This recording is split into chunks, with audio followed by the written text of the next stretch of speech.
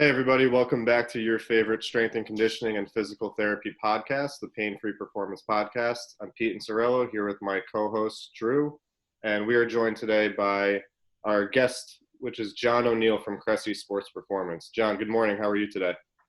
Doing well, Pete. Thanks for having me. And Drew as well. Thanks for having me. I know you guys pretty well. I know Drew pretty well. Pete, we've talked before, but it'd be good to kind of sit down and talk shop and, take it wherever you guys want to. Absolutely. Yeah, we were pumped to have you on. I know you and Drew have a pretty good relationship, and last year, a couple years ago, I was talking to you about the internship opportunity at Cressey Sports Performance. So I guess first off, tell us a little bit about your current role within the company. Yeah, sure. So my title is the Director of Performance, CSP. Those of you who know CSP, if you've heard of CSP, you've heard of Eric Cressey, who's the co-founder, owner. He splits his time basically between a little bit here, some in Florida, some with the Yankees. And so my role within our business is basically like the day-to-day head of the training side. We also have a guy who runs the business side, Pete Dupuis, who you guys may have heard of. But my role is basically oversee what happens on the training floor, from program design to evals to working with our coaching staff, working with our internship program, et cetera. So it's a pretty comprehensive role. It's something I very much enjoy, something that's evolved over the, 4.5 years that I've been here. But yeah, that's what my day-to-day looks like. I would say it's probably 60 to 75% actual coaching, and then some stuff that's a little more administrative or scheduling in nature, and some stuff that's more educational in nature as well. That's awesome. Now, for those that don't know what CSP is all about, it's mainly baseball players, correct? Yeah, so we're about 80 to 85% baseball. It's actually, so Drew, just for the audience, Drew used to work there with me for a couple of years. It's actually probably less baseball right now than at any point that Drew was there. We've had a nice little wave of hockey girls. We have a skier. I think right now we have like 7 or 8 13 to 16-year-old girls that were not training there 3 months ago. And so it's a pretty good mix of people. I would still say it's probably about 80% baseball. It floats to as high as about 90% baseball. But it's a mix of anyone from ages about 12 to, we have one guy who's 74 and comes in a couple days a week. But there are some Gen Pop as well, probably about 10% Gen Pop, and then close to 10% non-baseball athletes. Where do you think that shift came from? It's a good question.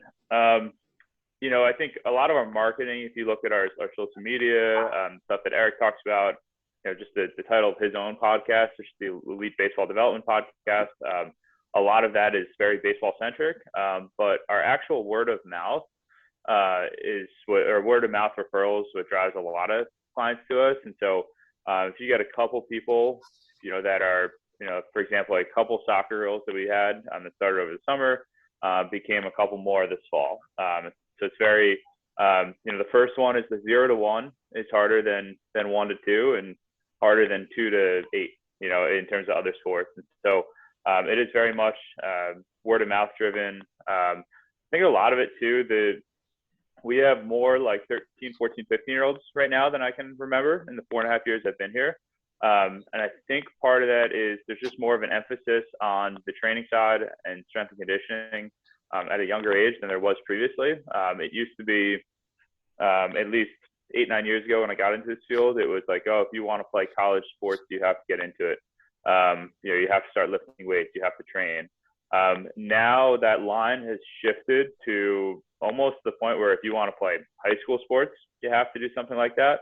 Or at least that's the way it's billed to parents. And so we're seeing it start at a younger age, which is a good and a bad thing. It's obviously good for business, but I do think there's value in having kids that age play a variety of sports. But yeah, we've had 7th graders, 8th graders, 9th graders more frequently than we have in the past. I think just the way it's sold to parents as like, all right, this is the route if your kid wants to play, high school baseball, high school soccer, whatever it is.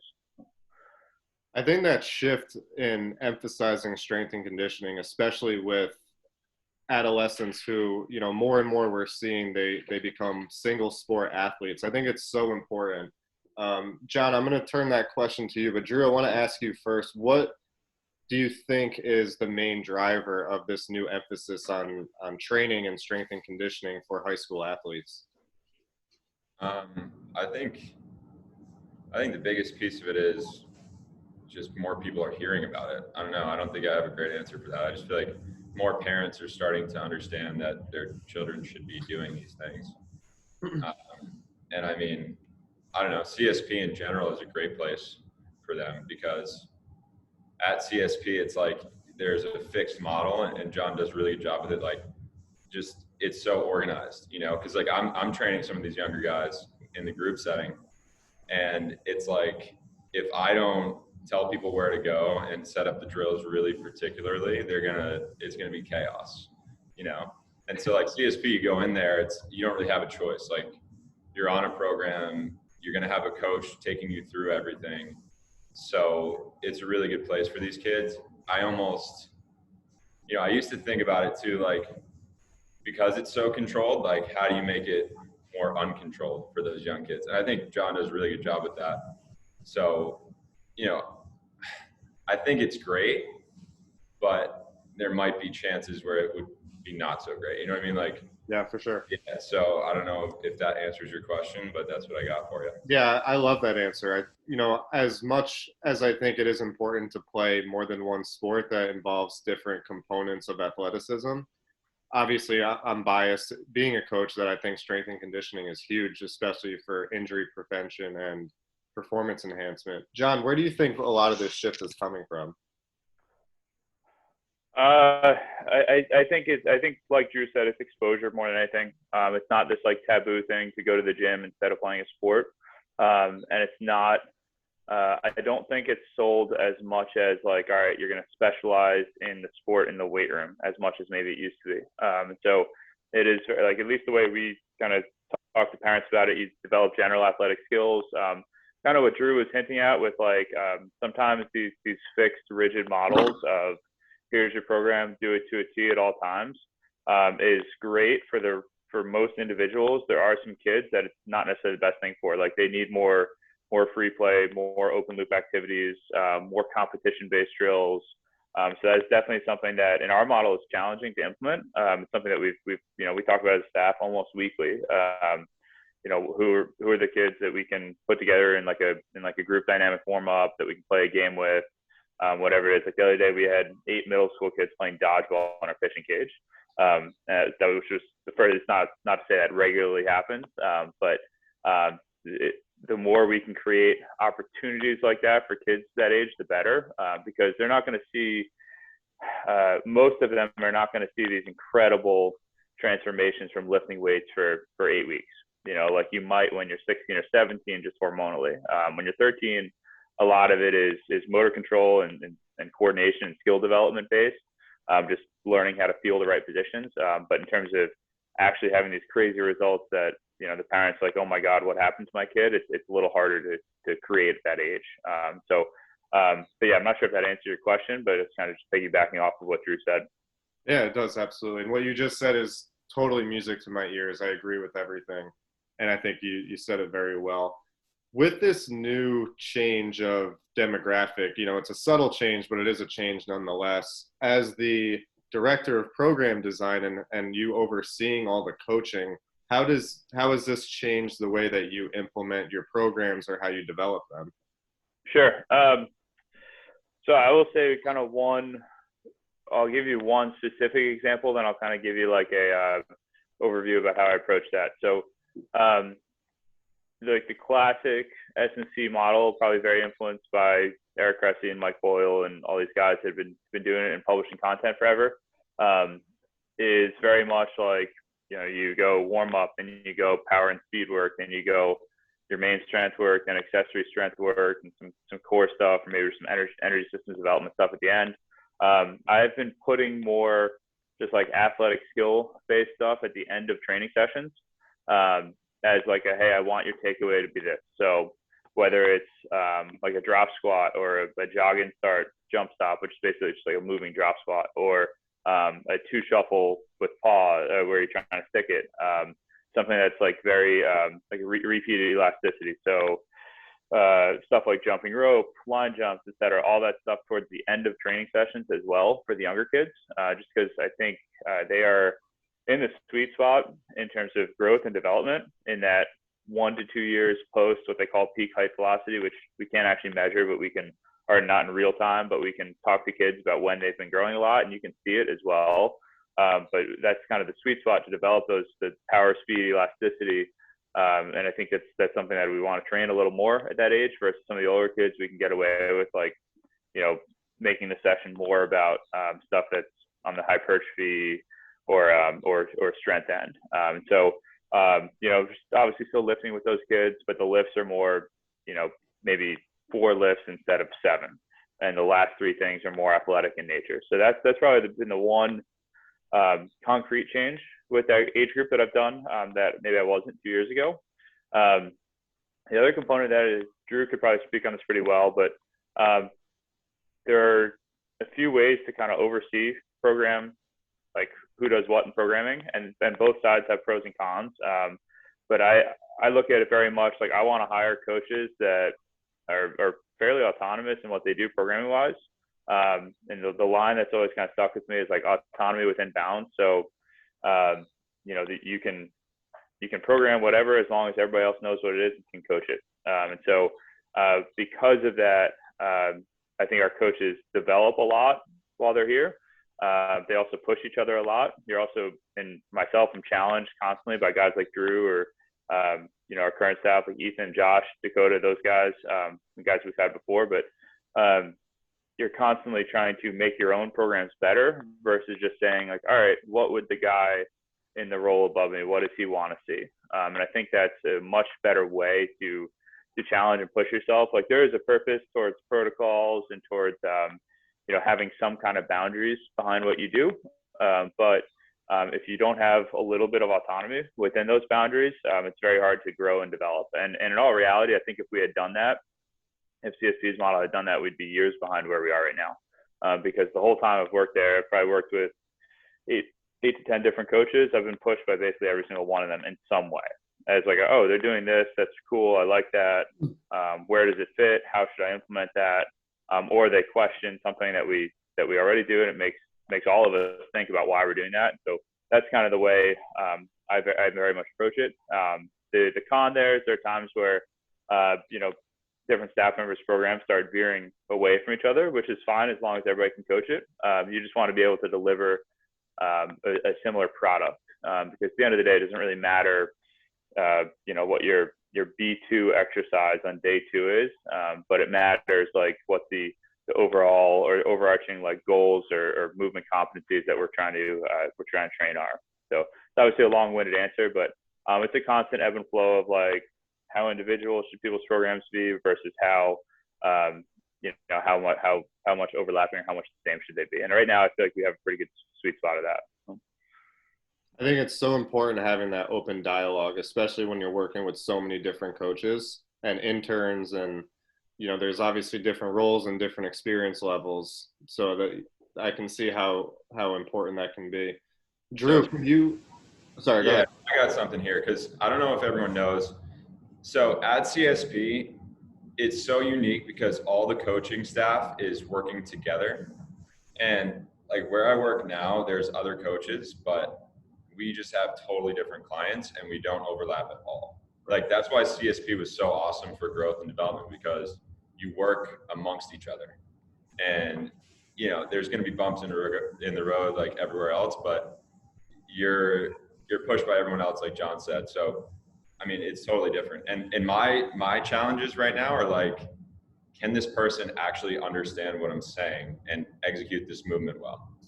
The people at CSP, it's like, that's not a challenge at all. You know what I mean? Like, part of it is like, I just don't want to say too much so this person stops being a good athlete. You know what I mean? It's like CSP has all these great athletes, and there's just a different challenge everywhere you work. But I think what you do really well, John, is you are developing the coaches there, because everything I do is based off of what I did at CSP.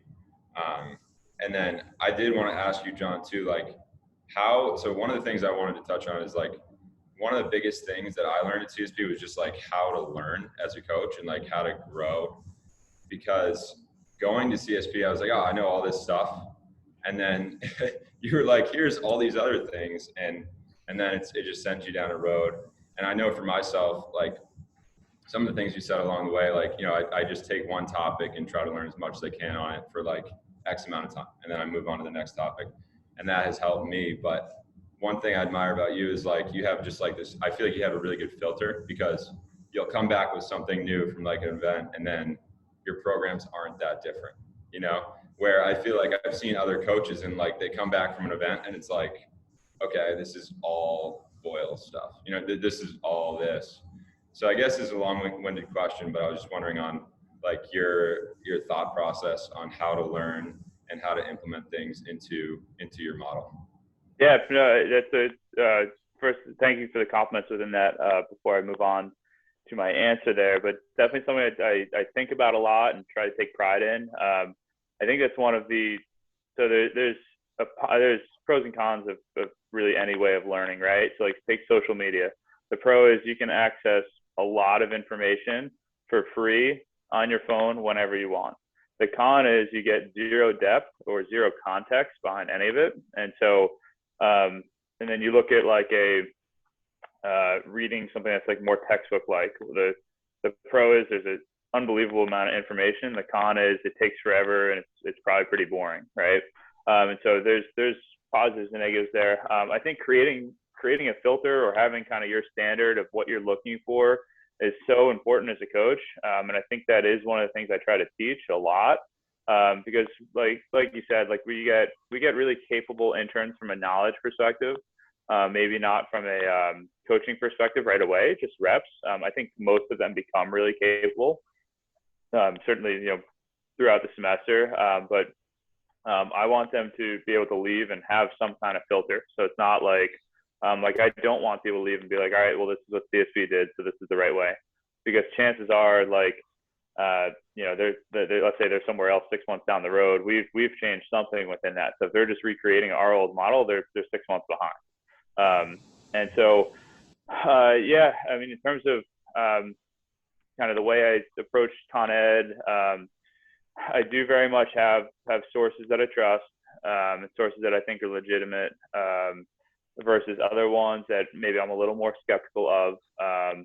I think things that come off kind of like a magic show or like kind of a trick at first, it takes me a little while to buy into. Not all of them are wrong, but I'm usually very skeptical of like, all right, well, this magic drill that just gave somebody 40 degrees of range of motion, like there's got to be more to this, right? And so everything I see is like, all right, how does this fit what I currently do? Where does it fit? Who would I implement it with? How would I implement it? And then not only that, like kind of like you said, like it is challenging as a coach to learn a bunch of new stuff and not be like, oh, I want to just like give it to everybody, right? But when I am taking a course, when I'm reading something, when I'm learning something, like right now I'm taking Franz Bosch course, and when he talks about concepts or drills, I try to picture clients or situations where that might fit versus trying to fit every client to it. So I've already, by the time I go to write, you know, so-and-so's program, I'm like, all right, I remember thinking that this drill or this concept would be a good idea for them versus I have this concept, I need to fit it in here. So it is really valuable as a coach, but a lot of it is just, it started kind of with random exposure for me. So this is kind of actually very similar to like our long-term athletic development conversation that we had like 10 minutes ago. But this concept of like free play or randomness or exposure to a bunch of stuff, it's kind of the same thing in terms of Con Ed, right? So 10, 11 years ago, when I started being really interested in this field, probably 2010-ish, I read everything I could that was free on the internet for like 3-4 years, and it was random, and it had no context, and I had no context for it because I wasn't coaching people, right? But it'd be like, you know, like TNation.com, 2011 was awesome. It had a ton of stuff on it, but now if I look at that, I'm like, all right, well, I don't really have a whole lot of use for this unless I'm searching for a specific topic. But your learning has to start kind of general. Expose yourself to a bunch of different things. Like by the time I actually started coaching it, I had years of reading of stuff on the strength or more powerlifting-ish end, the more the speed end, training athletes, mobility end, but it was all random and I had no filter for it, or no context for it. But that was a couple of years of doing it. So I think oftentimes, and this goes back to like an intern discussion too, but oftentimes coaches see it and they're like, well, I should be where this guy is within a year of learning about the field. It's like, well, that doesn't make any sense. Like, I've got 11 years of reading whatever I can in this field. And I'm way behind the people that have 15, 20 years, right? But I should be way ahead of the people who have 1 or 2. And so it wasn't until probably 4-ish years into reading a bunch of stuff that I started to be like, all right, I need to learn more about a specific topic, or I'll use one that's kind of a buzzword, because I do think it's very like a kind of exact topic, like energy systems development, or like kind of baseline physiology, or how to implement it in training. It was probably 2014 or 15, and I was like, I don't know anything about this, and I feel like I should. And so that was like, I need to deep dive into this and really learn it. Not well enough to teach it at the collegiate level, but well enough to use it and use it successfully as a coach. And so I'm kind of doing that right now with like motor skill development, stuff on the coordination end, which is why I'm taking that Franz Bosch course that I mentioned. But yeah, I try to pick a topic and learn as much as I can about it within, whether it's a few months, 3 months, 6 months, whatever it is, before I say like, all right, I'm going to go learn a lot about something else. I know some coaches are probably more successful with learning like multiple topics at once. I think learning multiple topics at once is really good as a beginner. Learn kind of the surface level on everything that you can. And then after that, like figure out either whether it's a hole in your game or something that you're just genuinely curious on that you think will improve the quality of your product.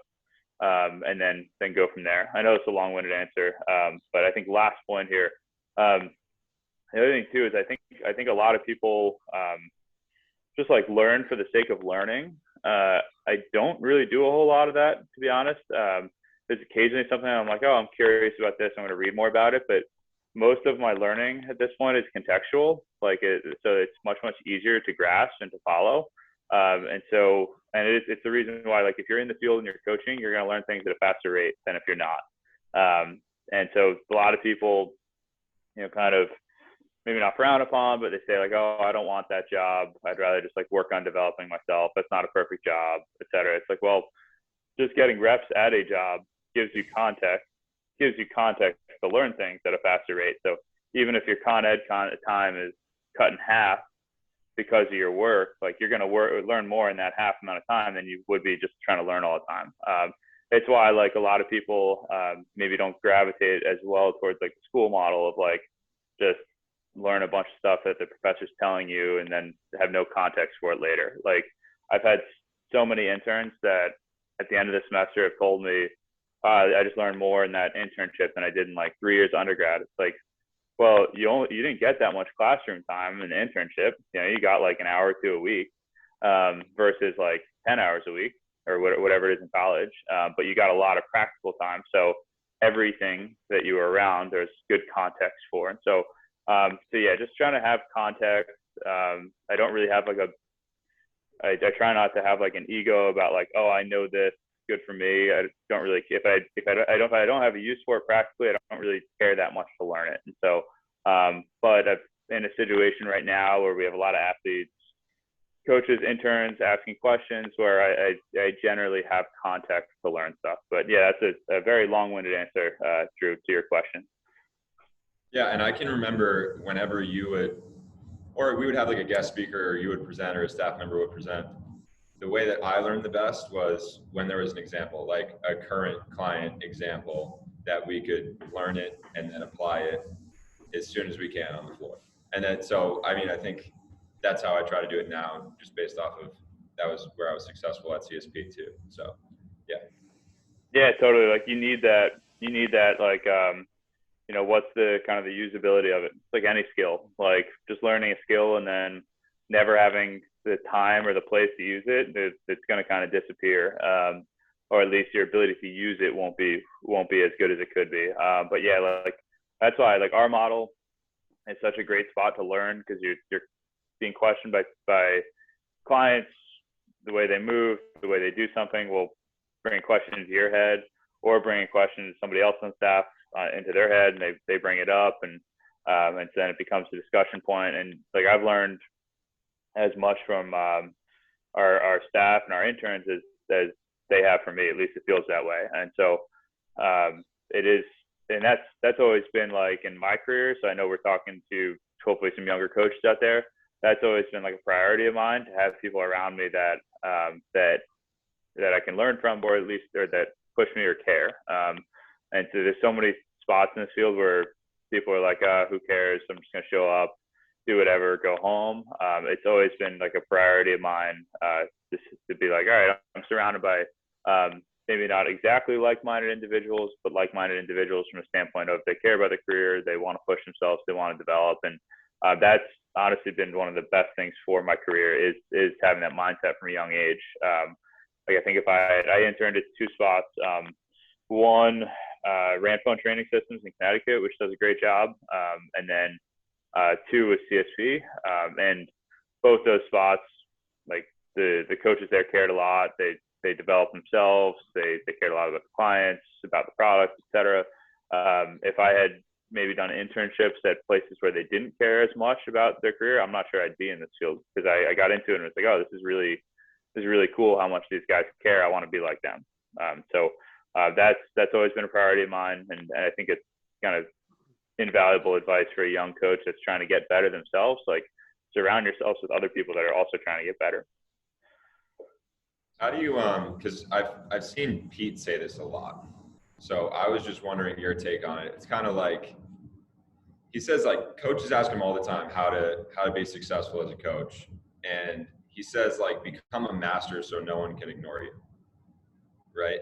Like learn as much as you can and become the best so that no one can ignore you. So I was just wondering, like, what, I guess if you had anything to say in relation to that, like, I know, because like, man, leaving CSP, I don't see the same kind of work ethic in terms of like Con Ed. And people, Sure. so some people want to talk about it. Like Pete wants to talk about it, you know, like there's certain guys that want to talk about it, but other people are just like, how can I get more clients? How can I make more money? You know what I mean? And I think, unfortunately, it's not today that it's going to hurt you, but it's 5 years from now when you're doing the same thing, making the same amount of money, you know what I mean? And still not growing. Right. So. Yeah, no, that makes a ton of sense. I kind of know exactly what you're talking about. I'm going to clarify something for people who are listening. Drew drove like an hour and a half each way every day to work at CSP. That's kind of why he doesn't work with us anymore. But you've mentioned like being at CSP and no longer. So I don't want people to sit there and be like, oh, why did he leave it if we're praising it so much? But yeah, Drew worked his ass off to sit in the car like half the day to be here for 2+ years. So to clarify that, but I think it's very short-sighted when people don't look at like inwards at their own product. There's obviously times where you have to say like, all right, I need to generate more business for myself. I need more clients, et cetera. That is a piece of it, and definitely not a piece that should be ignored. But especially like young coaches, first couple of years in the field, like this field isn't, if you make a lot of money right away, there's probably like some shortcut or like luck that played into it, right? It's not because you're like a superior, like God's gift to coaching, right? If you're 23 and making a ton of money. And the reality is like, that's either you hit your ceiling really fast and there's nowhere really to grow, or like I said, you got really lucky, or like the timing was just perfect somewhere. I think like that time period, the first couple of years in the field, like is the time to develop like a lot of general skills first, and then to always go back to it, you know, down the road with, you know, 28, 30, et cetera. To always be like, I definitely do. Drew, you might agree with this as well, but I definitely do less Con Ed than I used to in terms of time of day, but it's not out of care. It's not out of like less interest. It's just actual physical free time, right? It's like, all right, I have half hour free today. Like, like if I squeeze it in, it'll be a podcast, you know? And so I think that like we see a lot of interns that, you know, maybe pass up on like a stepping stone job after their internship because they think they've kind of out earned it, or, you know, maybe they have their master's degree, so they think they should skip a step, or, you know, they just did 2 internships, so they think they should skip a step. When in reality, like, especially in sports performance, like if you want to be in sports performance, you're kind of like eating dirt for a little while and trying to figure out how to climb your way up.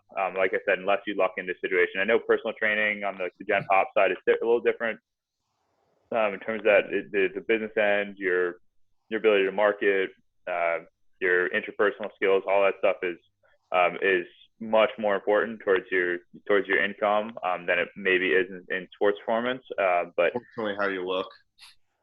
What's up? And unfortunately, how you look. I mean, for some reason, oh, totally, yeah. somewhere along the way, like how you look and how you train yourself is indicative of how you are as a coach. Not sure how that happened, but. So, and no, totally. And there are more factors that maybe have less to do with continuing education that would go towards being successful in that setting. But in sports performance, you look at people who, you know, like everyone gets into this and like, all right, I want to work with pro athletes, or I want to work in professional sports or high level college sports or whatever. But go look at like the resumes of you know, guys who are, you know, the director of this with the Major League Baseball team or with the NFL team or whatnot. They have like years of jobs where you're like, all right, well, that job probably wasn't a great job, or like there's no way he made a lot of money doing that, or oh, I'm pretty sure that job was started at 5 a.m. and he did that for like 3 years. You know, like there's a lot of that in sports performance that I don't think people I don't think everyone when they get into the field is ready to like embrace that as the reality. And it's certainly not my reality right now. Like I'm not coaching people at 5 a.m. I'm not doing morning and night shifts, like, which is just a whole different animal in terms of how tiring it is. But it is something that I feel like if you want to climb in sports performance, you got to be ready to do something along that front. A GA position that maybe isn't the best, a unpaid or low paid internship, moving your life somewhere where you're not totally comfortable or confident in living there. Or, you know, like there's a lot of good jobs in sports that are like in the middle of nowhere. So it is very much that you can't exactly, I forget, I'm blanking on the line. It's like, you can't have your cake and eat it too. Like that, one of those kind of lines, like to get into sports performance, a lot of time, like you're looking at, like the pro is you're working with the athletes or the people that you want to work with. The con is almost everything else. And so not to discourage people from doing it, but I hope that people kind of realize that the level of sacrifice in terms of your own personal life that oftentimes it takes for those guys who do climb up to you know, work in high level pro sports, high level college sports. So I don't even remember the original question. That's just kind of the rant I went on there. There was a lot of really good information, good, you know, rocks that you put out in that little segment. First of all, as you were mentioning, the exposure factor is invaluable. No matter how much time you spend in the classroom, I don't care what classes you take, I don't care what program you're in, I don't care what university you attend, there is nothing that's going to compare to that face time with athletes and with clients of, you know, ranging from one end of the spectrum to the other. There's just no way that those repetitions come in the classroom. And I think what you said too that I absolutely loved was, in the field of sports performance, you have to be able to be willing to do the dirty work for a few years and hope that something comes out of it. And sometimes, you know, it's taking a pay cut. Sometimes it's commuting. You know, I know for me, when I was coaching strength and conditioning at a high school, it was 35 minutes away. I was in full-time PT school. The pay was not great, but it was the only way that I could see 60 to 70 athletes a week, ranging from cheerleading to basketball to baseball to golf and everything in between. And then another couple of things that you mentioned that I loved was the ideas of learning versus implementation. You know, you can go and learn something and spend hours a day on it for a few weeks, but unless you're able to implement it properly, it's kind of wasteful in a way. And to go along with that, Drew, you mentioned very well that like people will go to a weekend course and then all of a sudden their programs are entirely different when they get back to work 5 a.m. Monday morning. And they're trying to make every individual fit the model, where it should be the other way around. Like, what can you take from that model that fits the individual in front of you? And I think that's a big thing that's missing in this field. And John, you say it so well. I'm definitely going to steal it from you. How you develop a filter, and how I phrase that is, what is your coaching philosophy? To me, they kind of are synonymous. But Drew mentioned that John can take all of this information that he knows so well and filter it and funnel it into the individuals that he has in front of him. And I think that's what coaching is all about. And a lot of the times when you're trying to, oops, some echo there, but when you're trying to learn something, you're trying to answer a question that you have. And so if I want to learn about, speed development, right? It's not like I go in with the question, how do I make people faster? And what are the routes? It's not like I'm learning this to throw everything else out. That's kind of like the big takeaway within that. Like, what is the thing or things that you're looking to improve upon when you do take a course, when you read a book, when you watch videos, whatever it is, versus like, oh, I saw this, let me throw out everything else, because it doesn't necessarily answer a question that you have for yourself. The other component of that I want to say, like I'm kind of glorifying this idea of going into like high level sports performance and eating dirt for a while or whatever it is. Like the reason I'm not in that, like in a field like that, because I don't really want to do that. And so I think I see Drew kind of nodding, smiling too. Like I work with high level athletes, but I'm not working for a team. I'm not traveling. I'm not doing 5 a.m. Like I don't really have the desire to do that kind of stuff. That's just you get to different periods. Like when I was 23, if you had told me, hey, you're going to pass up the idea of working with a team someday, or like just give up on that, not give up, but like kind of put that idea aside, I'd be like, wow, it's crazy. Like there's no way. But the reality is like my job's pretty good. My lifestyle's pretty good. I have no, I don't really have a desire to do that. And so it's not like just because it's the highest level of sport, that's what you're trying to get to. But I think it's important to realize for people, if they do want to get there, those are kind of like sacrifices you have to make. But I know Drew probably has some stuff to say on that as well. But yeah, if you're good, I'm gonna take the mic here, be a little just real quick. I was saying before the show, like I don't want this to be an interview. I want it to be, because what's a podcast? To me, it's like the best podcasts that I listen to are conversations. And like I love having conversations with John. It's one of the biggest things that I missed about CSP. So I think what I'm getting at here, because what you alluded to at the end there, is there are some ways around working in the team sector, and John and I and Pete too really kind of have a different path that we've taken.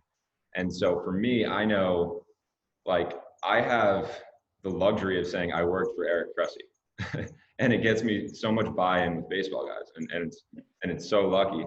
And the biggest challenge actually now working with those guys is not what do I know, it's what systems am I going to be able to put in place so that this runs smoothly, right? And I'm going to be selfish because this is something that John does really well. So I'm going to ask you, John, like, how do you organize? Because I feel like John's systems, because CSP is basically like CSP Mass is yours.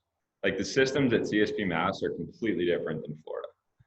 So I guess that's gonna be my question to you. It's like, how do you go about designing the systems? And because I'm so happy when I get to use something from a course at this point. You know what I mean? Like I don't get to use those things. You know what I mean? I use like really foundational principles, and I just make sure that those things are in place. And if I get to use something in like a specific circumstance, I'm like, yes, I'm glad I took that course that I spent 3 months thinking about. You know what I mean? So I think what really matters when it comes down to it is, are there systems in place that are going to keep things organized so that, you know, those minor details, we can be more efficient in those situations, I guess. Yeah, I don't know if I have one answer. I have two thoughts on it. I think the biggest question there is like anything you learn, it's like, where does it fit is as important as what is it. It's very much like, I think nutrition examples are easy for, or analogies are easy for people to kind of conceptualize, because everybody eats food. Like everybody does nutrition, maybe not as well as others, or in varying levels of good or bad. But like, it's like, all right, this is a good ingredient to a food, but like, you're not gonna just gonna like replace all other ingredients with it, right? Like, you got to figure out what it fits with, what it blends with. If you're gonna cook with it, bake with it, put it on top of something, etc., right? And so that's very much the way I look at new things that you might learn. The other thing is like something that Pete kind of alluded to with like how like sometimes just the way you look drastically changes your business success with like personal training or Gen Pop clients. Like in sports performance, that's maybe not like the most paramount thing, but I do think it's important that you've at least tried what you're doing, right, in terms from a training perspective. And so you don't have to like train with it for months on end if it's like one small exercise, but at least see what it feels like, right? Like try it out once, try it, you know, Monday morning after the course, run it through in your own program. If it's like a big school, it's like a big full philosophy of like, it involves like sets and reps, like run it through yourself for a few weeks, see what it feels like. I think that's really important, that sometimes people don't kind of overlook, because you might try it and be like, wow, this feels terrible, or this seems like a really bad idea, or this makes me way more sore than I thought it would. And so I'm gonna know that when I use it with clients, right? That's kind of where my head went with your question, Drew. What was? Can you repeat like the other part of your question? Yeah, so I like what you said there. I think what I meant was, because, and it's hard, dude, because when I was at CSP, I was like, these are the things I would think about, and I just don't like think about those things anymore. Like, because like it was so cool to be able to think about those things and say like, I want to put this in a program and it's going to have like an awesome impact on this kid, you know? But unfortunately, like I don't get as much time with half the people that I see. You know what I mean? Yeah. I don't get that time. I have to spend half the session just setting up where people go. You know what I mean? Like, and it's not half the session. I'm exaggerating. It sounds like a terrible session. But what I'm saying, basically what I'm saying is my thought process is more geared towards like, how do I make this session run smoothly? You know what I mean? So I guess my question to you, and this is a selfish question because I want to learn from you based on it's how do you create your systems? That's the question. Yeah. So where my head's going with this right now, a lot of why CSP is successful with newer athletes is because athletes walk in and them not knowing what to do, or them maybe not being capable of reading their own program or knowing where things are in the gym or knowing what is on the program, they're the outlier, right? So they're the guy who's different in the group. Maybe there's 15, 20, 25 people training, and there's only 2 kids who are like, what do I do in here, right? It's really, really hard when that number is split.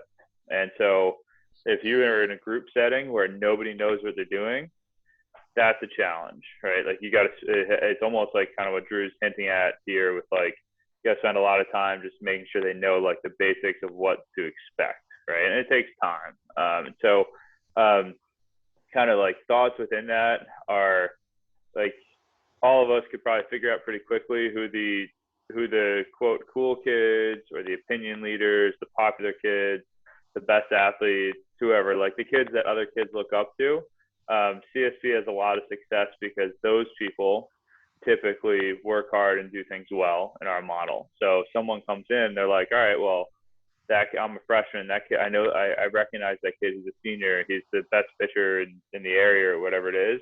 So they're like, all right, I want to be like, like he's on top of his stuff. I want to make sure I am too. So it is very much like that. We're going through a little bit of that dynamic right now at a club baseball space that we run the weight room area at, and it is very much like our programs can't be as progressive or as as good or as efficient as they are in the current model, because all the kids are new. They're all raw. Like they're all starting together. So the kids aren't coming in being like, all right, I know exactly what I'm doing today. It's still like kind of deer in headlights. Like, what do I do in here? And so just trying to create those small wins where we have a guy named Robbie who I've talked to us about, who kind of runs the weight room over there. But getting the two kids in the group who are the stud athletes to like really buy in and be like, all right, cool, I want to do this. It makes your job so much easier as a coach, because the other kids are like, all right, cool, I'll just follow what they're doing. I'll do what they're doing. So the biggest challenge there is like, if you have a couple kind of, what's the word for a PG podcast, knuckleheads. If you have some knuckleheads that are the best athletes, or are the popular kids, like that's hard. That's like, all right, you're fighting an uphill battle, because the kids are going to follow whatever the opinion leaders or popular kids in the group are doing. But CSP, a lot of it is very much like, the system relies on probably 75% or so of the people training there that know exactly what they're doing when they come into the gym. And so if we had all new people, like Drew, you probably remember, like when we start up our college summer program, their week one, that is a challenging week as a coach. Like in 2019, year that Drew was there, we had 42 kids in it, and like 38 of them had never trained at CSP. And they were all starting within like 3 days of each other. And it's like, all right, this is going to be a lot of work. Again, like a lot of tedious, like showing how to do like very minute details correctly. But the flip side of that is like 5 weeks in, when all those kids are, have no issues kind of navigating their way around the weight room, new kids are really easy to implement into those settings, because like that 75-80% number of kids in the weight room know what they're doing. So that's probably the biggest challenge or challenging thing there. Like in a high school weight room setting, like my guess is the people who do it really well, the freshmen are the challenge, but the seniors crush it. But anytime you're in a new setting, it's like a new group setting, that is very, very challenging. Does that kind of answer your question about like the system, Drew? Like getting like a pretty high percentage that, one, getting your popular kids or your opinion leaders to buy into what you're doing, which might take a little bit of sacrifice on your end to be like, all right, we'll do some curls and some whatever it is at the end of the day, just so they're like, all right, cool, I'm bought in. Like right now, at the club baseball station we have like a 10-minute like game section for the kids. They just play a game. And Drew, you probably do something similar, but I'm over there like once a week, and our guy Robbie runs it the rest of the days. But like we'll play like handball or like some kind of tag or something that involves like skill development, like speed and change direction, coordination, spatial awareness, things like that. For like 10 minutes a day. And I think just because we do that 10 minutes gives kids who maybe aren't as invested in being there the buy-in to be like, all right, cool, we did fun stuff today, even if the rest of this is like not that exciting. And so like having some kind of system to get those kids to buy in, and then creating a system where you have a relatively high percentage of kids who know what they're doing in the weight room, just makes it really easy to implement new kids. Like CSP, like getting new people in, it's kind of like a snowball effect. It's like, all right, well, who cares if we have 10 new kids this week? Like that'll be easy, because the other 80%, 75% of kids know what they're doing. And so we can, they maybe get a little less attention than they did in their first week. That makes sense. And I think you're right, but there is one thing that you said, because as you were saying that, I remembered what you used to do in certain situations. But what you said, I think, was really important. Basically, to summarize it, that CSP is the system. Like in that model, CSP is the system. It's gotten to the point where there's so many guys who are successful there, and they know what they're doing, that the kids want to be those guys. You know, Yep. like sometimes I have to literally, like, I'll have a kid totally goofing off, and to the point where I know he's going to get hurt, like to the point where he's like almost throwing a weight around, you know. And so I'll say, hey, you know what, this kid, he's goofing off. We're going to hold a 1 minute split squat, and I make everyone do it. And then he feels, you know what I mean? I sound like a jerk, you know what I mean? But those kids learn it, you know what I mean? You kind of have to do it sometimes, you know? And there's also ways to do that safely where you're also still working on something that you would want to work on anyway. Exactly. Yeah. Right. Yeah. So it's not like you're like sending the kids outside to go run a mile, which is like not something that you would do with that population anyway. Yeah. It's like, all right, we'll pick a skill that I want them to do anyway, but it's going to suck in the moment. Yeah, for sure. And that's exactly how I go about it at this point. And it works. I feel like a jerk, but it works. Yeah. So, but really what you did say, I don't know if you said this, but I thought about it as you said it, because I don't know why, and it's so simple, but basically you said, I'm allotting 10 minutes to fun for these guys. But that's what you're doing, right? You're saying, I got 10 minutes of fun, I got 10 minutes of power, 10 minutes of strength, whatever, you know what I mean? And that's how you're designing the session, you know what I mean? And so that's kind of how I've started to do it without even realizing it. And then now I'm like, all right, like at the beginning, we spent maybe 30 minutes on this movement stuff. As we progress and their technique gets better on strength, they're going to get a little bit more time on strength.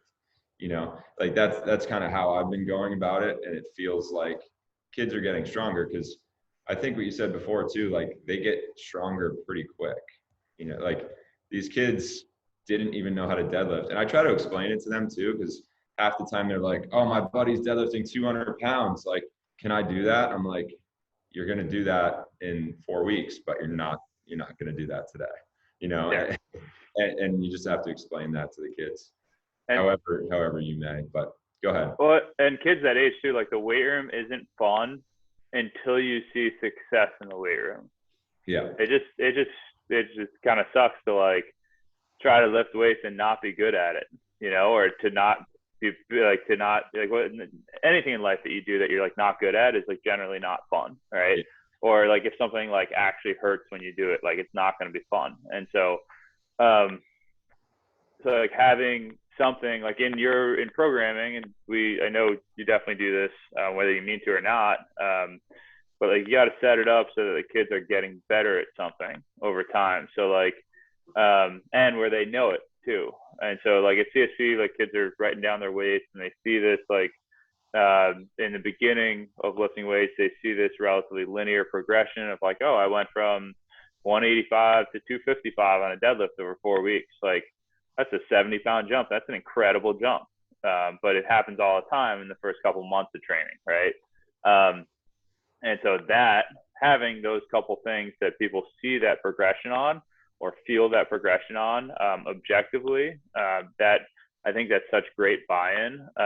You know, for us too, like the timing gates now, with timing gates and weights of like way to measure things, right? And so just the gates of like, oh yeah, look, you're getting faster. Like your times have gone down over the last 4 weeks. Then people are much more likely to buy into, you know, maybe some skill specific like drill work that is in our heads like working on speed. That maybe isn't the most fun thing. And so like like that month one 13 to 16-year-old that all they know how to do is like bench, bicep curl and abs, and you're trying to get them to do other things, that's hard. Like that's challenging.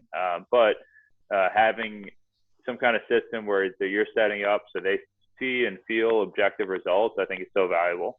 And then it makes more things fun. Like for you and I, like most of lifting weights is fun because we've had success on it in the past. We, you know, we've felt ourselves getting better on it. We have good memories associated with lifting weights. But these kids don't, or like the younger kids don't necessarily have that. And so it is very much our job to create that like positive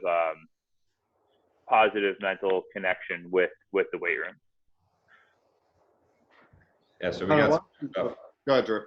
Well, I think that was another thing to add to how do you approach this question, right? It's add objective feedback that you're improving, right? So to set some goals and measure and make sure that every once in a while you show the kids they are getting better. So go ahead, Pete. No, I just wanted to ask John a few kind of questions as we wrap up the conversation, because I think we could talk about systems all day long. And I think, John, this is a good opportunity to ask you to come back on again Yeah, to totally. dive into Yeah. systems a little bit more. Yeah. But I wanted to just end on a few like rapid fire questions. If, just 2 or 3 sentences, and, Drew, if you wanted to tack on any at the end, feel free. So first question, again, with our target audience being young strength and conditioning coaches and young physical therapists that are looking to get into the sports medicine field, what are 2 or 3 books that you can recall that you read and totally changed your world? I'm sorry, I'm hesitating, so I'm laughing inside my head. I have a quick little story Oh yeah, on this please. No, please. on this question actually, because Dan John, if you guys follow him, is like somebody who I've read stuff for 10 plus years, and it's they're really easy reads for people that are just getting into S&C, some of his older books, and so I'd highly encourage checking them out if you are a young strength and conditioning coach. But at one point I emailed him like asking questions, and he just emailed back like, call me. So I called him and I asked him the same question. He told me like read Harry Potter and Beowulf and all these like epic books.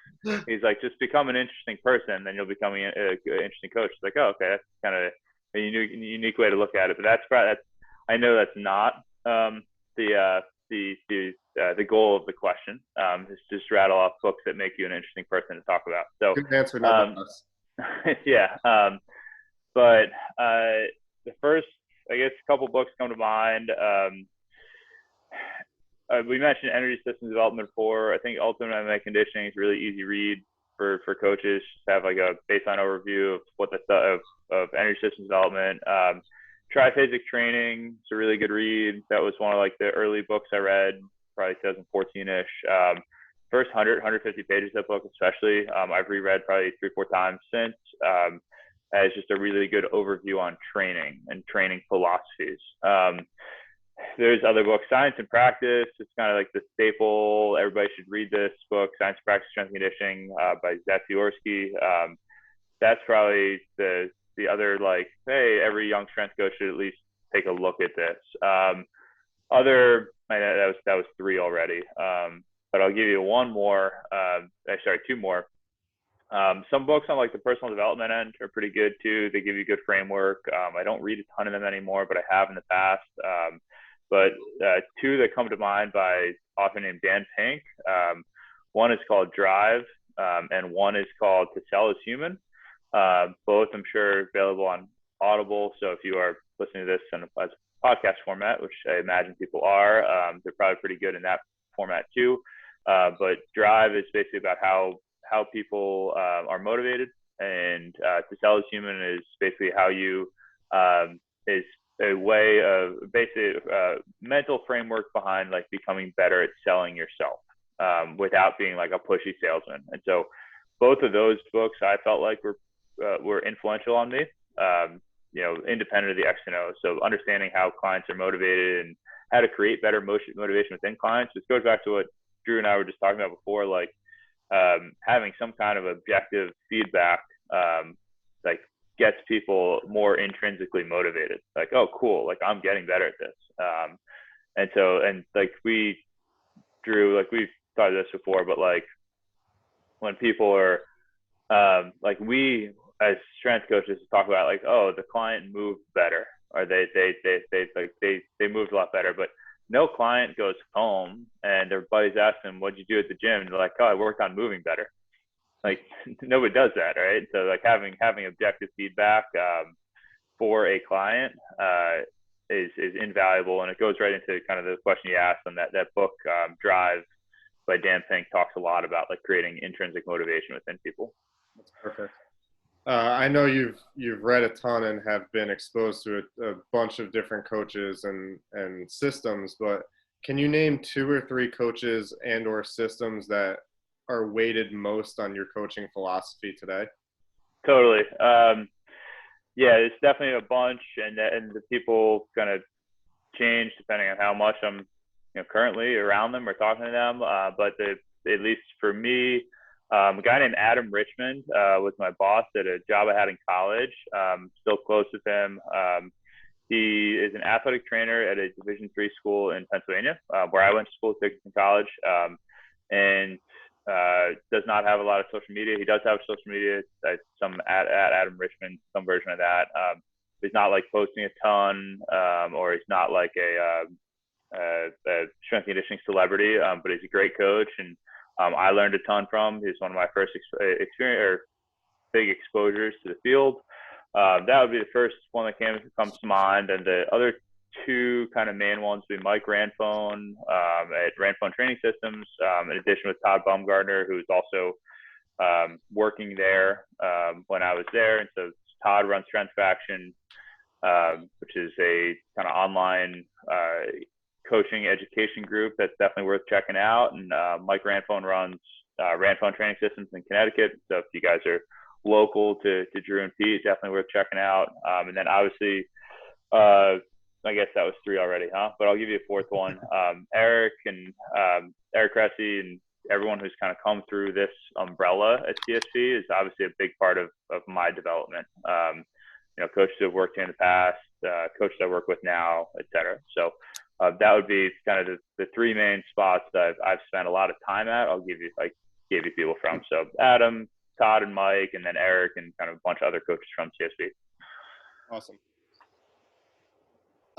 So you mentioned a little bit about this before, but if you had to give a new coach, one that maybe just got his first certification or fresh out of school, really trying to make his way in the world of strength and conditioning, what are two pieces of advice that you'd give to them? Yeah. Kind of live the life. I don't know how, it's a really kind of cheesy way of saying it, but like, be into training yourself, be into learning yourself, be into continuing ed, not because you think you're supposed to be doing it, because you want to do it. That's a big difference. School, like our retention on school all of our retention on school assignments is probably pretty poor, but our retention on things that we try to learn about is probably pretty good. And so, be into trying to work on yourself as much as you are trying to work on your clients, because it's only going to pay dividends for them as well.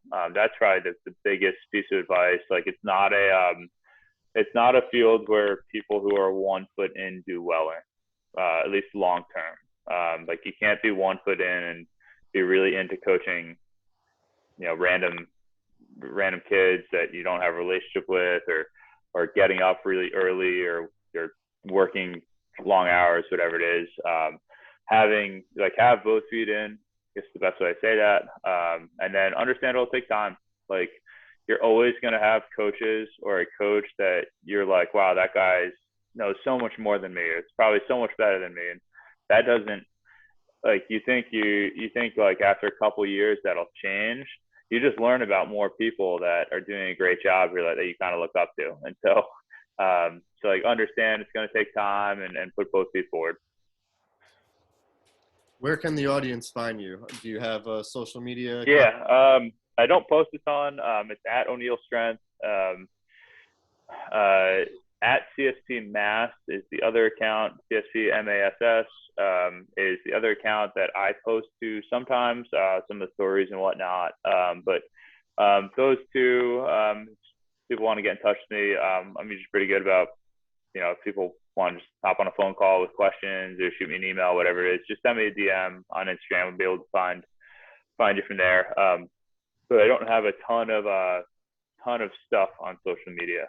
Not because I'm like a old curmudgeon and hate it, just because I don't really think about posting all that often, or like, it's not a priority of mine.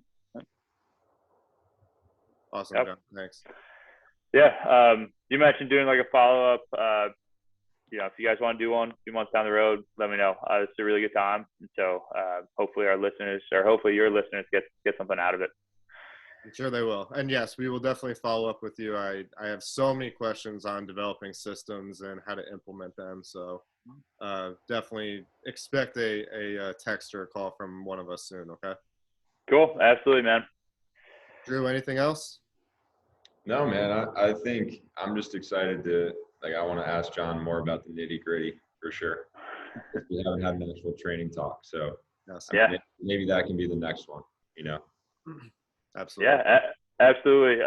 Yeah, you guys enjoy the rest of your Sunday, and thanks for having me on. Yeah, John, thank you for your time. And I'm sure our audience took a lot out of that conversation. Cool. Thank you.